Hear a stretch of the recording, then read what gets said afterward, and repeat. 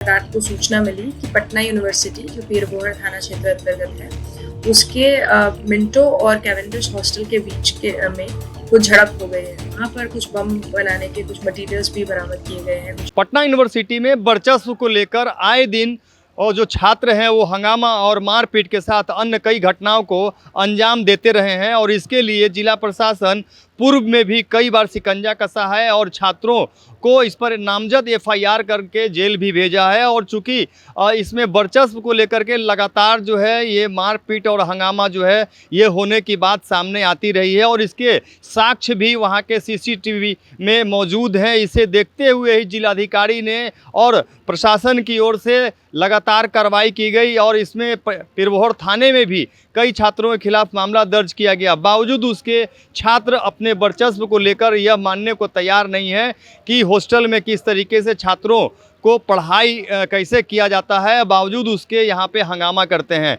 और इसे लेकर के जो कई बार सभी अधिकारियों के साथ बैठक भी की गई थी, लेकिन उस बैठक में निर्णय तो लिए जाते हैं, बावजूद उसके छात्रों के इस हंगामे को शांत करने के लिए कोई ऐसा ठोस कदम नहीं आज तक उठाया गया। ताज़ा मामला पटना यूनिवर्सिटी के दो हॉस्टलों के बीच में दो गुट में झड़प का मामला सामने आया है, जिसमें अब वर्चस्व को लेकर के ये बात सामने आ रही है। और इसके बाद जो है वहाँ पे कई छात्रों को वहाँ पे हिरासत में लेने की बात सामने आई है। क्या कुछ कह रहे हैं टाउन एएसपी दीक्षा, जरा सुनिए। दिनांक 27/4/2025 को यह रात को सूचना मिली कि पटना यूनिवर्सिटी जो पीरबोहर थाना क्षेत्र अंतर्गत है उसके मिंटो और कैवेंडिश हॉस्टल के बीच में कुछ झड़प हो गई है। सूचना प्राप्त होते ही पुलिस जब वहाँ स्पॉट पे पहुंची तो वहाँ से कुछ लड़के भागने की कोशिश कर रहे थे।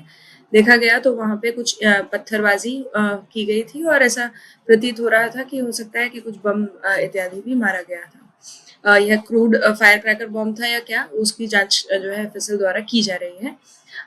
इसके बाद जो है मिंटो हॉस्टल में छापामारी भी की गई इसी सूचना के बाद और वहाँ पर कुछ बम बनाने के कुछ मटेरियल्स भी बरामद किए गए हैं कुछ बंद रूम से, और कुछ रूम से और सामान भी बरामद हुआ है, जिसको देखते हुए वहाँ से 13 छात्रों को जो है हिरासत में लिया गया। उनसे पूछताछ की जा रही है, एफआईआर दर्ज करके आगे की कार्रवाई की जा रही है।